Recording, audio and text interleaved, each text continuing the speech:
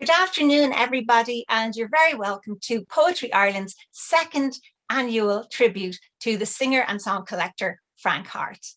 My name is Catherine Ann Cullen. I'm poet in residence with Poetry Ireland, and I'm delighted we're back with an event to coincide with the Frank Harte Festival, which is run by An Goleen Traditional Singers Club, based across Parnell Square from Poetry Ireland in Club na Múinteoirí.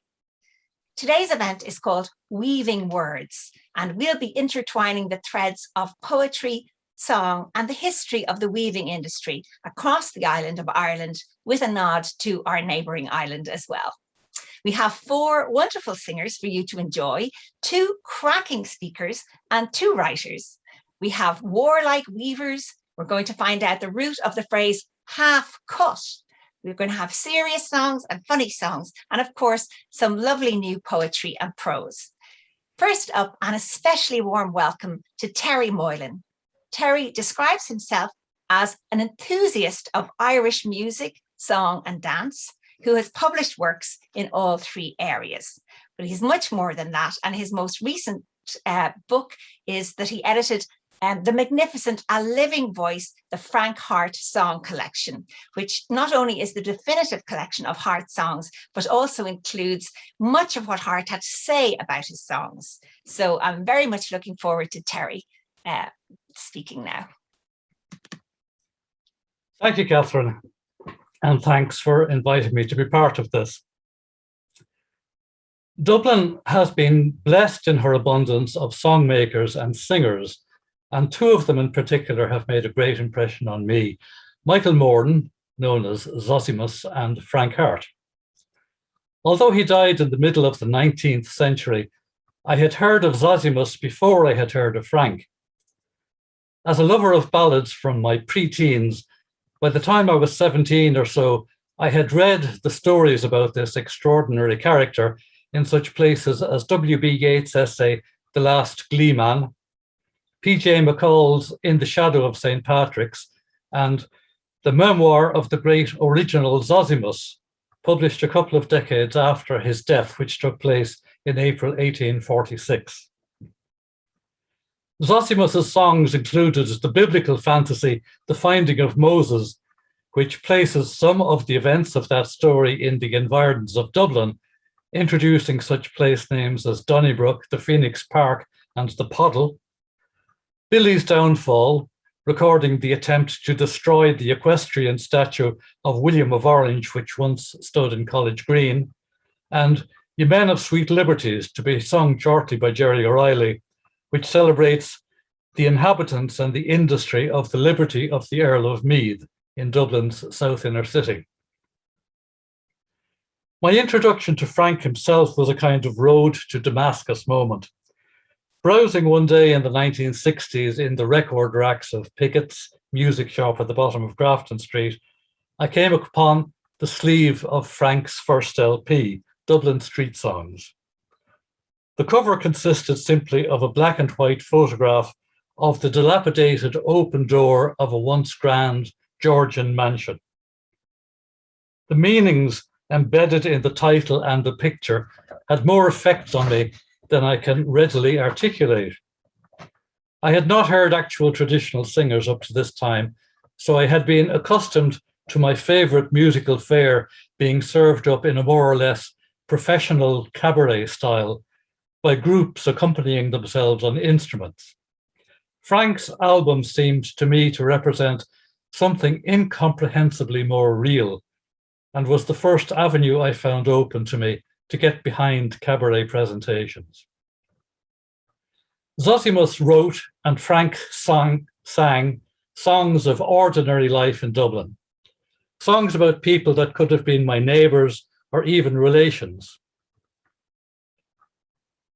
My father was a cabinet maker by trade, and his mother had a furniture shop on Dean Street at the edge of the Liberty. That's looking up Dean Street up into the Coombe and my grandmother's house, the biggest one on the street, on the right-hand side. I was born and reared in St. Albans Road, right beside the Tenters, and first went to school in Weaver Square. So from an early age, I was exposed to the folklore of the weaving industry that made the district famous, and which was documented for hundreds of years, not least in the songs of Frank and of Zozimus. As the place name Weavers' Square suggests, the district was known as the centre of the weaving trade, and it is commonly thought of as the centre of the liberties. It was in the northern city centre part of the liberties that the weaving trade became established and flourished for several centuries. It's not easy nowadays to understand the place that the weavers occupied in the life and history of Dublin.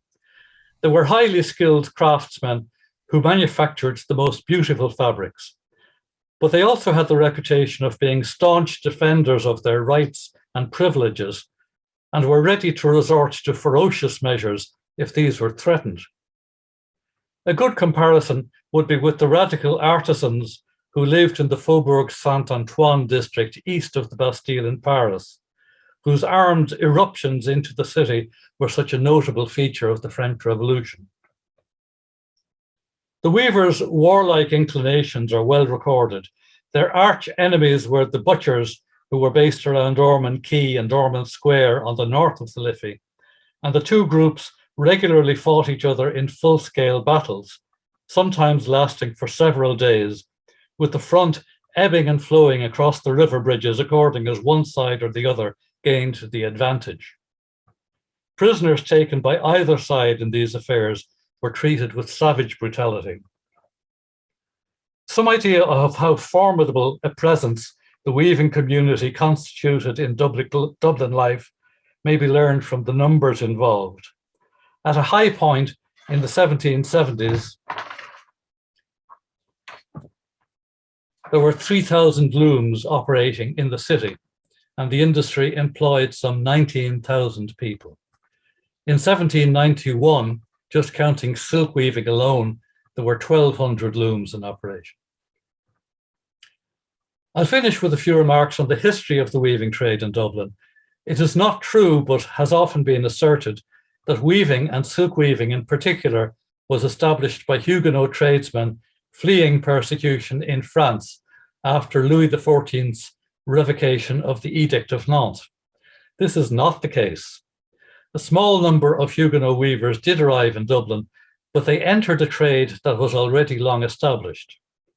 The Corporation of Weavers of the Guild of the Blessed Virgin Mary was established in Dublin as early as 1446. Wool and silk weaving had become a huge industry by the 17th century. Restrictions imposed on wool exports by the British government led to the development of Irish poplin, which, as it was not pure wool, it was a mixture of silk and wool, escaped the commercial sanctions. A rhyme of the time of the volunteers went, "Was she not a fool when she took off our wool to leave us so much of the leather, the leather? It ne'er entered her pate that a sheepskin well bait would draw a whole nation together, together." The leather was, of course, the drumheads of the corps of volunteers who had forced limited parliamentary independence from Britain. And the proletarian heft behind their movement was, of course, the skilled weavers of their liberties. Thanks. That was absolutely fantastic, Terry. Thank you. That was lovely. Really beautifully woven together the idea of Zozimus, Frank Harte, and the Weavers of Dublin. Thank you. So like Terry, our next guest has strong liberties connections. Jerry O'Reilly is another proud native of that part of Dublin and one of the founders of the Goleen Traditional Singing Club, which celebrated its 40th anniversary in 2019. Jerry has two wonderful solo albums, Down From Your Pulpits, Down From Your Thrones, and Havoc in Heaven. They're both full of wonderful songs and wonderful singing. And Jerry's also helped produce some CDs by other people of singing in Irish and in English. So Jerry, I think you're going to sing for us, Ye Men of Sweet Liberties, and maybe you might have a few words to say first. Thank you, Catherine. Yes, I'm going to sing Ye Men of Sweet Liberties. This first appeared in the book that Terry mentioned, which was published a couple of decades after Zozimus died, the memoir of Zozimus. And whether Zozimus actually wrote it or not is open to question. but it's certainly the sentiments expressed in it are very, very strong. And I remember growing up in my childhood, for the first 8 years of my life, I lived in number 5 Harte Place off Clanbrassil Street. And I went to school in Warnermount Convent first, and then went on to Francis Street. So, in actual fact, the photograph that Terry showed there, I walked by that shop every day on my way to school, going to Francis Street CBS. So here's Ye Men of Sweet Liberties, and Frank Harte was my source for this, of course. Oh, ye men, the sweet liberties all, and ye women all round the coam, and ye weavers we must call, to sustain every shuttle and loom. Bring your silks and your satins and tweeds, and your tabernets all in their prime. Bring them forth perfect with speed, as you did in our Parliament's time. Let us sing of the coom and each street, long before the vile union was known, when the lords and the nobles did meet, and around us a glory had thrown. Then high were Newmarket and Court, the Pottle, the Chamber, the Manor, where everyone they did resort, placing trade on the Liberty's banner. Sing Brown Street and Sweet Warden Mount, Faddle Alley and Denmeal Black Pits, which hear from me my first account, and where I have made all me best hits. There's Cork Street and Mill Street and John Street, with all of their alleys and lanes, and Marylebone Lane ever sweet, where strong water got ever more rains. Sing the streets of Ardee, Meath and Dean, Thomas, Francis and dear Ash of Old, with their chapels and schools that retain, oh, a spirit unbroken and bold. Then it's up with the fringes once more, and with Erin have justice and joyous, free trade and home rule restore, and the rights of the liberty bias. Oh, ye men, the sweet liberties all. Beautiful, Jerry. And I think that is definitely the definitive version of that song for me. I love the way the song goes through all those streets of Dublin. It's just so evocative, and obviously streets that you and Terry know very well. Staying in the weaving area of Dublin, when I met my husband nearly 20 years ago, he was living off Cork Street, just beyond Weaver's Square. And so I wrote this poem partly for today's event and to commemorate that important event in our lives. And it's called Love in the Tenters. Over the tenters, the clouds are flocks of sheep whose wool escapes in wisps, drifts down the air. Were I a weaver, love, I'd bag the stuff and spin a coat of sky for you to wear. This is where my mouth and yours first met, winding our slow thread home beyond the coombe. Our steps crisscrossing over Weaver's Square, where by their ghostly looms, ghost weavers loom. Here, like poor weavers in the winter storm, we'll tenter our cloths before the alehouse fire. What you don't stretch might shrink, so hook your dreams and pull them tight and wide as your desire. We've searched the eyes of ghosts and not yet ghosts, learned to weave poplin lives like all our ilk. Across the warp of wool or worsted yarn, look for the weft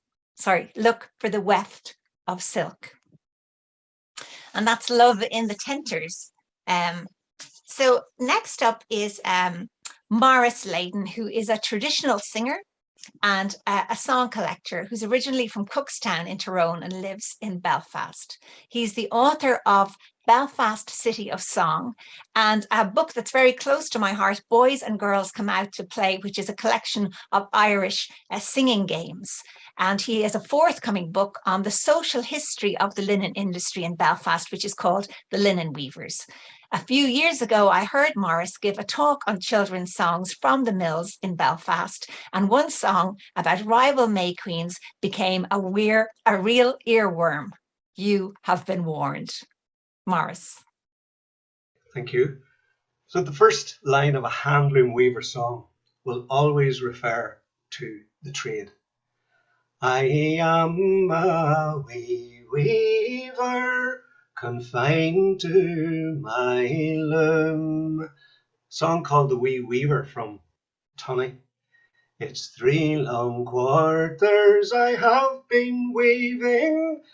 That's a song called Long Cookstown, which is I'm very fond of that because I'm from Cookstown. Come all you loyal weavers that ramble up and down. Song called The Jolly Weaver. It being on the 23rd of June, as I sat weaving all on me loom, the jug of punch.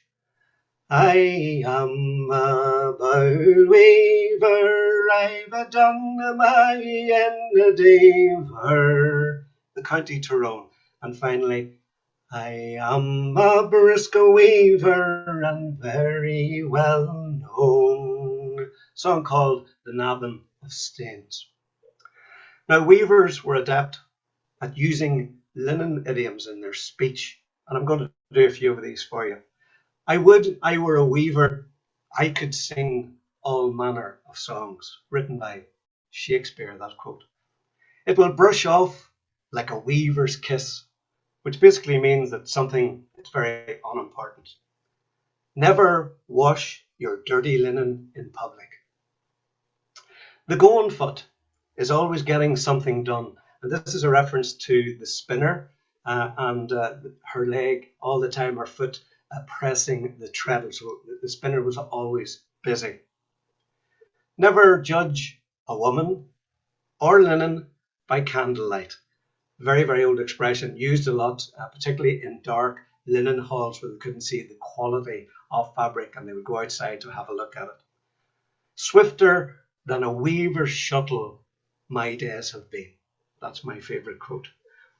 Now, when a weaver had woven 40 yards or a cut, he was paid for his work, but too often he went to the pub and got cut with his money. Sometimes the linen merchant paid out a sub when a half cut was woven. Hence the expression, he's half cut, meaning that someone is half drunk or just bleated. So it's a linen expression that was used a lot to be half cut. It's an expression that's still used. It was said that the characteristics of a good handloom weaver for the more substantial linen fabrics were a hawk's eye, a bear's foot, and a lady's hand. So here's a few verses of a song called The Weavers. When I was a weaver, I carried my bodkin and shears. When I was a weaver, I carried my reed and my gears. My temples also, my small clothes and cane in my hand. And wherever I'd go, here's a jolly boulder weaver again. My name is Frank Devlin, I live nigh to Dunamore. I wove damask and Dromolin, diapers and sweet money more. I wove lawns in Killyburn, cambrics in Long Cookstown. The best music to my ears was the shuttle's sweet sound. On the 18th of May in 1762, Those cursed drippers, they punished us with their laws anew. In Lisburn with blackthorn stakes, we forced them all to flee. And we swore all our webs ne'er inspected should be. But I'll be a good weaver and happy to jog along. I'll ply my own trade as I sing my weaving songs. When my time it is o'er, contented with life I'll be. I'll weave the warp and the weft of life's rich tapestry. So that's the weaver's web. Now, Catherine, I know going back a couple of years ago, the traditional song project in Belfast, you were there, and you liked the children's songs a lot. And the fact that you remembered them, I'm very happy about that. So I'm going to sing some children's songs from the young millies, or the mill workers, and they're celebrating the Queen of the May festivities and indeed the arrival of summer. So here we go with To Be the Queen of the May. Our queen's up the river with her ya, ya, ya. Our queen's up the river with her ya, ya, ya. Our queen's up the river and we'll keep her there forever with her ya, ya, ya, ya, ya. The other queen down the river with her boo, boo, boo. The other queen down the river with her boo, boo, boo. The other queen down the river and we'll keep her there forever with her boo. Boo, boo, boo, boo. Our queen can burn her leg, burn her leg, burn her leg. Our queen can burn her leg, burn her leg. Our queen can tumble a pole, tumble a pole, tumble a pole. Our queen can tumble a pole, tumble a pole. Our queen is 6 foot high, 6 foot high, 6 foot high. Our queen is 6 foot high, 6 foot high. Our queen can smoke a fag, smoke a fag, smoke a fag. Our queen can smoke a fag, smoke a fag. Our queen can eat a hard bop, eat a hard bop, eat a hard bop. Our queen can eat a hard bop, eat a hard bop. Our queen can eat a loaf, eat a corn loaf, eat a corn loaf. Our queen can eat a corn loaf, eat a corn loaf. Our queen up the river with her ya, ya, ya. Our queen up the river with her ya, ya, ya. Our queen up the river and we'll keep her there forever with her ya, ya, ya, ya, ya. The other queen down the river with her boo, boo, boo. The other queen down the river with her boo, boo, boo. The other queen down the river and we'll keep her there forever with her boo, boo, boo, boo, boo. Boo, boo, boo. Thanks so much to Maurice, and especially for indulging my enjoyment of his last song. Next, we have Heather Richardson, who is a Belfast writer and senior lecturer in creative writing at the Open University. Her poetry and short stories and creative nonfiction have been widely published, and she's published 2 novels, Magdeburg and Doubting Thomas. Her textile art has been exhibited as part of the Linen Biennale in Lisburn and at the F.E. McWilliam Gallery in Banbridge. I particularly loved the idea of Heather's project in memory of her Aunt Kathleen, who worked in a linen mill in South Derry and died tragically young. But I think Heather has commemorated her in a beautiful and optimistic way. Heather. Thanks, Catherine. Yes, my project address for Kathleen really started as a kind of strange coming together of my writing, which is kind of the day job, and my lifelong interest in textiles and in embroidery and all those kinds of things. And for some weird reason, I'd never really made the connection between the the kind of family connection with the linen industry and with my own kind of interest in that area. So my Aunt Kathleen, which it seems strange to call her an aunt, because she died long before I was born. And I'm just going to try and share a little slideshow here, and maybe somebody can make a noise when you can see what I'm trying to show. Can that be? Can you see that, Catherine and all? So my Aunt Kathleen was born in 1925 in a little village called Kilrea, or a town called Kilrea in County Derry. And when she was 14 years old, she left school and went to work at William Clark and Sons linen mill in Upperlands, which is a small village that really grew up around the mill. And very tragically, she was killed in a cycling accident, cycling home from work in December of 1939, just after the Second World War had started. Now, Kathleen didn't actually work in the manufacturing side of things. So I'll just stop that. She actually was working as a trainee typist. So had left school and had gone into the office there. And it was a story, kind of one of those family stories. We're not a family that actually kind of shares stories and anecdotes. It's just, stuff happens and nobody talks about it, and fine kind of northern tradition of deep repression.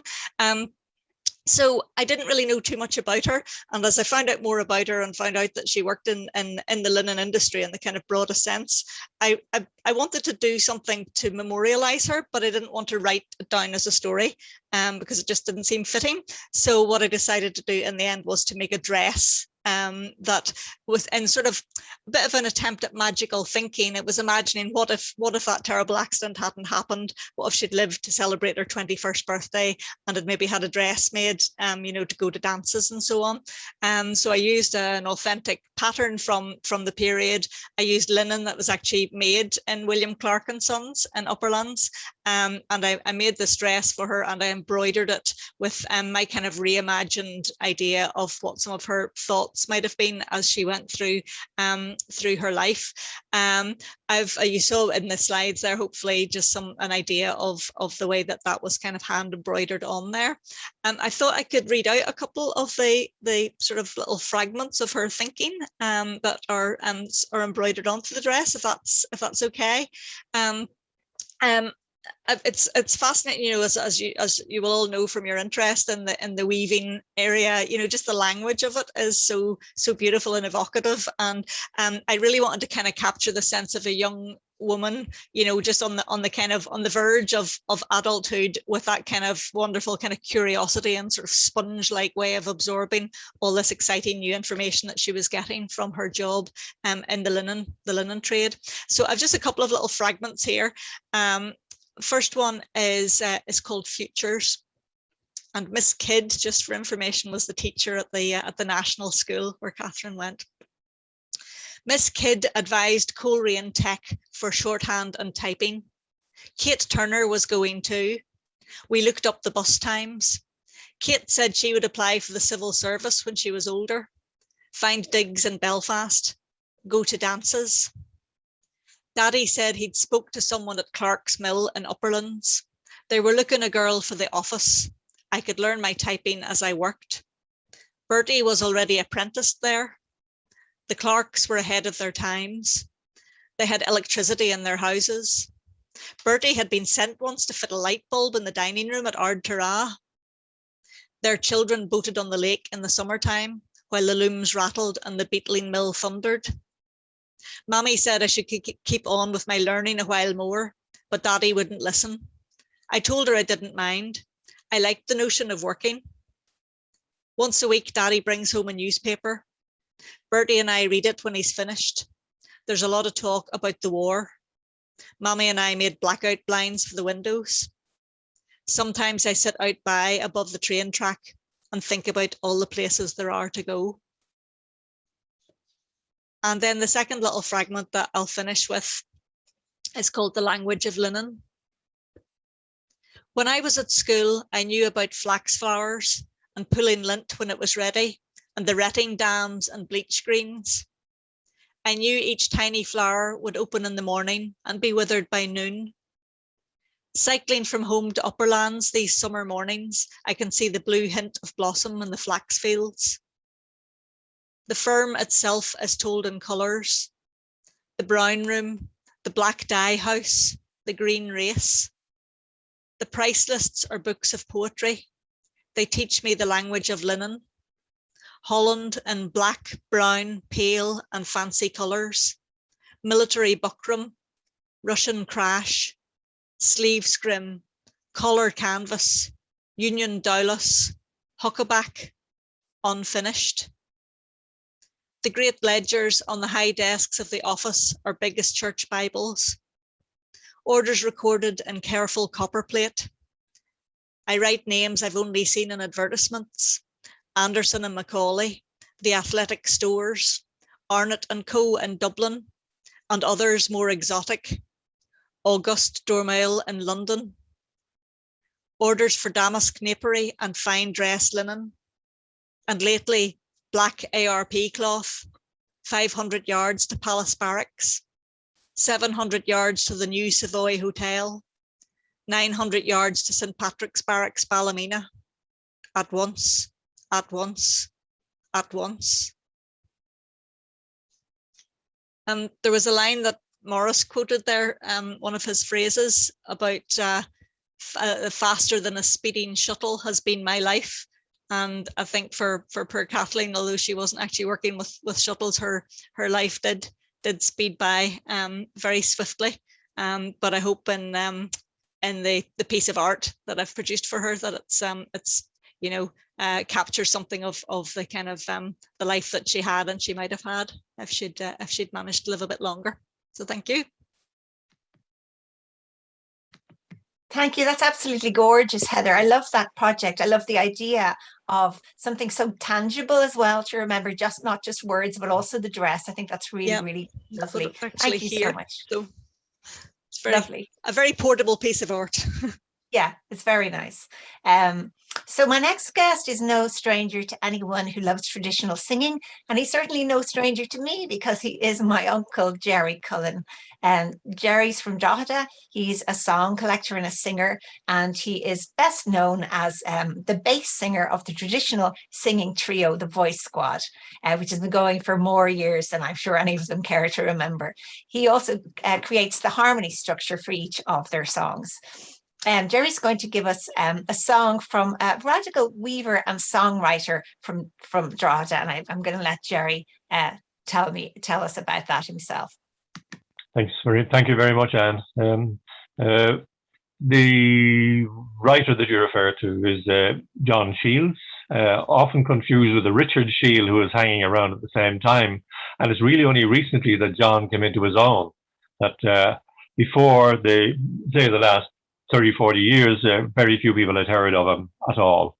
And it turned out he was born in 1784 in the north of Ireland, was probably brought to Drogheda when he was very young, just as a visitor, and then went back to his own place, which meant that he was 14 or thereabouts during the 98 rebellion, of which people say he took part, that he was over in the west when the French landed and so on, but maybe that's true.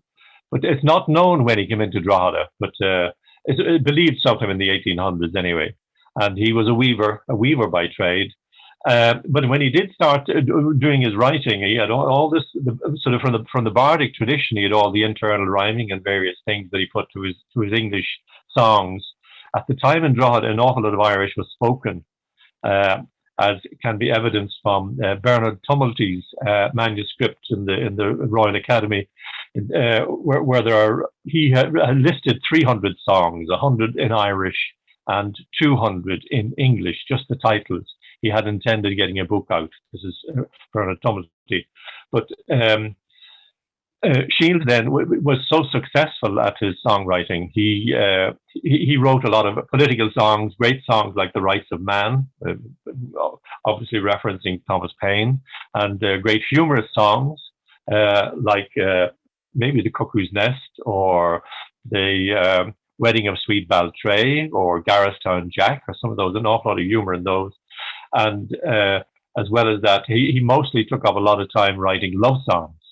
So I had a list of at least 100, 120 titles for love songs, like the Phoenix of Fingal, or the Dazzling Comet of Cullentown, or the Lovely Sweet Queensborough Lass, or there's a nice one here, Anne, called Greenmount Smiling Anne. I mentioned that my mother worked in Greenmount and Boyne in the mills there in the 1920s, the late 20s, and my brother worked there much later in the 60s.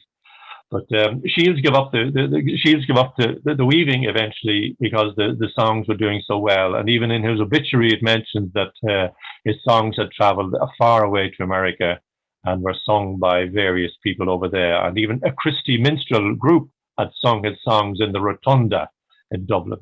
So that was a real high point, obviously. But poor Shields lived until he was 88 and died in 1872 and is buried in the Cord Cemetery in Drogheda. He wrote his own obituary, or his own epitaph, but people forgot to put a stone up for him until recently. But in the last 10 years or so, we got a stone up to John Shields. So I've gone on a little bit on too much. This song is not, he unfortunately didn't write too many songs about weaving. So this one here is about a tailor who falls in love with a girl, makes the mistake of giving her his money to mind, but she skedaddles with a no good fellow who had no teeth. So be careful. Okay. This is called The Nice Little Factory Maid. And just a thing that Terry mentioned earlier, it was mentioned towards the end of the 1700s, early 1800s, that there were several thousand looms in Drogheda in the cabins. The cabins were a disgrace. They were filthy and there were clay-covered floors. There were surveys done. They earned a pittance. And so they wove linen and they wove cotton there. And the numbers were, it was one of the major sources of employment in the town at the time. And there were huge outcries again about the living conditions that these people worked in. Okay. You who love sporting and maids to be courting, it's you that I wish to give ear to my tale, and pity my folly for joking with Dolly, that gave me the slip with a ragman set sail. In Mel I first knew her, and there to be sure, she looked like an angel, though plainly arrayed. I hard did endeavour to get in her favour, the nice neat little factory maid. Although being a tailor, I thought I could nail her, I made her my purse bearer, that is the fact. £6 in hard kelpers, I thought that might melt her, from love's killing crucible not to retract. But poor simple Terry, how can I be merry, or ever again trust a dandified jade? How can I be jolly when I think on Dolly, the nice neat little factory maid? One evening I met her, I cannot forget her, close by to green hills on the banks of the Boyne. For sweet recreation, like wise conversation, we both walked together, I think, until 9. It made me a martyr to think for to part her. I ne'er thought this villain she could me betray. I ne'er did suspect her, and still did respect her, the nice neat little factory maid. We walked up the quays, and each one made their way then, she to the rope walk, and I to Westgate. Going up Stockwell Lane, I met Paddy McLean, a nosy old ragman, I'd say 58. He asked me quite slyly if I'd seen Doll Riley. He was to have met her, but too long delayed. He said he would meet her and surely would treat her, the nice little, neat little factory maid. My head it did ache, not a word could I speak. I would have fell down, but hung on to the wall. When I looked at this creature, the dregs then of nature, like a half-murdered calf I began to bawl. I looked at this old boy who just had the one eye, no nose and no teeth, and in sorrow I said, is this Dolly's laddie as old as her daddy, the nice little, neat little factory maid? I was hurt to the quick, and my heart it felt sick. My legs they were bending, I vow and declare. My body was shivering, my heart it was a quivering. I called on grim death to finish me there. The ragman he left me, of comfort bereft me, to think by a villain that I'd been betrayed, that stole my hard earnings and left me in mourning, the nice little, neat little factory maid. My goose and my scissors, to use them I'll never, my lapboard and bodkin I vow to give o'er. And likewise my thimble, although I was nimble, I care not a whit, for now my time's o'er. Let every young tailor mind poor Terry Naylor, and ne'er trust the women, or you'll be betrayed. And beware of the fillies, I mean the dandelies, the hateful, deceitful, vile factory maid. That was lovely, Jerry. I probably rattle on a little bit. That was gorgeous. Yeah, the poor old factory maid didn't get out too well out of that one. Well, she got off with a few bob. So that was Jerry Cullen. Thank you so much, Jerry. That was just gorgeous. Jerry mentioned his mother, Kitty Cullen, who worked in the Green Mountain Mills in Drogheda, Green Mountain Boyne, and that was my grandmother. And I've written her a poem. She used to refer to the factory as the stitchin. I never really heard her talk about it. I don't think she did talk about it much, but just heard that she'd worked in the stitchin. So this is just called the stitchin, and it's for Kitty. You were buttonholed early for a factory girl, the pattern of your life laid out before you'd clocked up a dozen years. The school bell still called to others, but you tuned your ear to the factory whistle, threaded your way from the cord road to the mill, through the long eye of the railway arch. You dreamed of taking the train, but your journey was a small track of stitches, sewing yourself out of childhood. Whatever song was in your head, the mill drowned out. Your foot learned to keep time on the treadle. You bent your head to the breakneck metronome. No wonder your clatter of children never rattled you after the mill's racket, the rat-a-tat of 1,000 machines, door knockers no one answered. At 19, you left the stitchin for a production line of babies. You never spoke of the factory, took no credit for your skill. And when we hesitated over homework, you shook your head. I only met the scholars coming home. I only got to first book, you said. So that's it. That was my poem for Kitty. And my last guest today, I'm very happy to introduce Brenda Lee Reardon. Brenda's going to sing as well. Second last guest, sorry. My second last guest today is Brenda Lee Reardon. Tá ásairm go bhfuil Brenda ling inniu chun áran as Gaeilge a Conú doing. This is a comic song about a man who's a fuller in the weaving trade. When he goes out in his boat, he catches the eye of quite a few women, but he's hooked literally by Molly and her mother, who follow along after. Brenda, I know you won first place at the Oireachtas 2013 with this song in the Auroniacht Knock Shannos, or the non-Shannos section. So Brenda, if you can unmute yourself, we'll look forward to hearing your song. Hi everyone. I'm delighted to have the opportunity to sing Auranin Shidramin.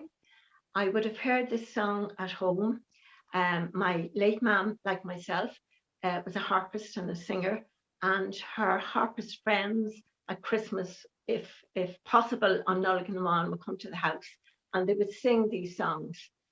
In 2010, I had the delight to join Cor Ban Coulé under the direction of Padre Rosie, and this song was part of the repertoire. So I'd like to sing Aurani Shidramin.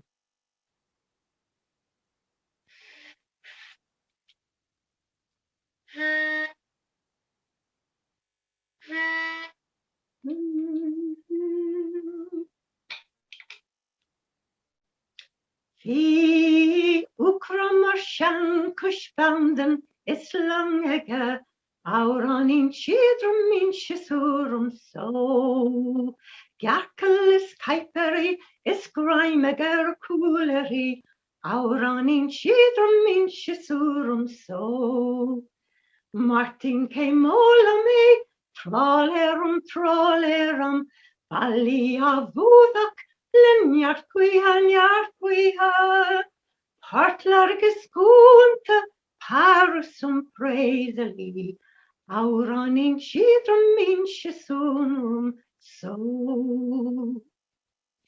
Vi Shanvans the Tinton is ball of the Pipeki Auranin Shidramin Shisurum so Tabaker on Nula in a Hogan Merhishaki Auranin Shidramin Shisurum so Martin came all me trollerum Bali avudak Nyart Quiha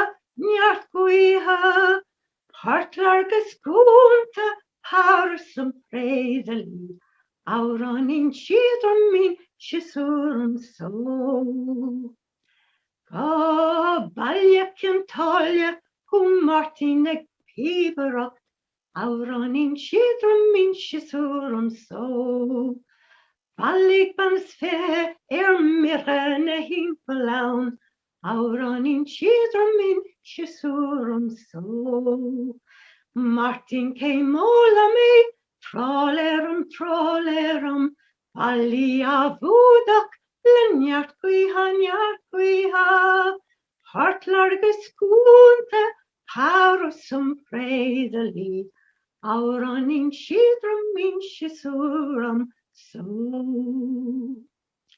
Land Malisa Vade Samahara Chunlakan Auranin Shidramin Shisurum so Bagarid in a year Grab Martin Krukaku Auranin Shidramin Shisurum so Martin came all me trollerum Bali avudak Nyart Quiha Partlargus Gunta Parasum praiseli Auranin Shidramin Shisurum so Ta Ukram or Shang Kushbounden is Kuramer Auranin Shidramin Shisurum so Bert van Tinton is Cleavon secludaga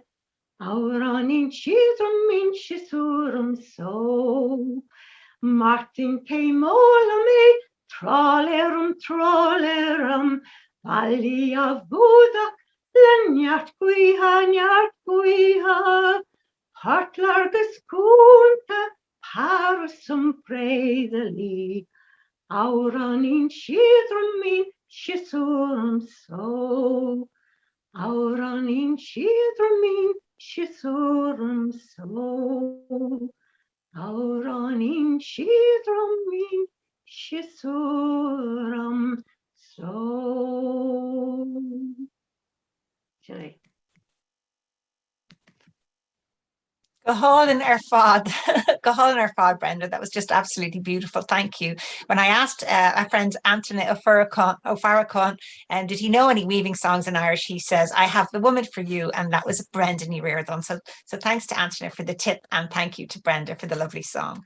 Thanks to everybody who took part today. We're going into our last song shortly. So I just want to say thank you so much for all the erudite information and all the beautiful songs and lovely creative writing. To Terry Moylan, Jerry O'Reilly, Heather Richardson, Jerry Cullen, Maurice Leyden, Brendan Lee Reardon. I can't really thank myself, I suppose.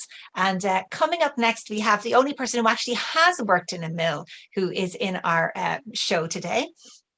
And that's Rosie Davis. Rosie is a singer and a dancer, originally from Liverpool, and she's this year's Ungolian singer at the Frank Harte Festival. You'll find links to the Frank Harte Festival on frankhartefestival.ie. Rosie studied woven textiles at Liverpool at the art school there in the 1960s, and she worked in several Lancashire mills. So as I said, she's the only actual mill worker with us today. And here to introduce her lovely song and finish our event today is Rosie Davis.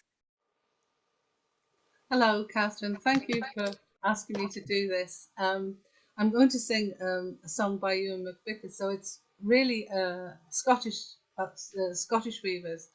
But I did spend a bit of time in some, it was actually carpet mills in Lancashire, which was great because it gave me a chance to further my interest in clog dancing. And just, I have a little tiny pair of clogs here to show you, which were my daughter's clogs. But when I say Lancashire clogs, people think of wooden clogs. But if I hold it up, you can see there's a wooden sole and a leather upper. And then underneath, this has got rubber, but actually they probably had irons on in the mills, and people wore them in the mill. I actually bought my clogs off a market stall in Nelson when I was learning to dance. So they were, used a lot then. But this song is really about the mill girl, really in the mill and just not having a sweetheart. And I like it a lot because it reminds me of my auntie Letitia, my auntie Letty, who was an engineer in a knitting mill in the village that I worked in. Nearly everybody worked in this and Bear Brand there, and she'd lost her sweetheart in the First World War, and so remained a spinster, although she was a knitter, if you see what I mean. And it's a song about the women who spun the yarn. And it's called Shift and Spin. Shift and spin, warp and twine, making threads coarse and fine, dreaming of my Valentine, working in the mill. Keep your bobbins running easy, always show you're bright and breezy. Wait until Prince Charming sees you working in the mill. Oil your runners, mend your threads, do your best until you're dead. Wish you were a wife instead of working in the mill. Shift and spin, warp and twine, making threads coarse and fine, dreaming of your Valentine, working in the mill. Used to think I'd be the rage, smiling on some fashion page. Never thought I'd be a wage slave, working in the mill. I used to think that life was kind. No, it isn't, never mind. Maybe one day love will find you working in the mill. Shift and spin, warp and twine, making threads coarse and fine, dreaming of my Valentine, working in the mill. He loves you not, so what? Do the best with what you've gotten. Earn your money and spin your cotton, working in the mill. Shift and spin, warp and twine, making threads coarse and fine, dreaming of my Valentine, working in the mill. Thank you.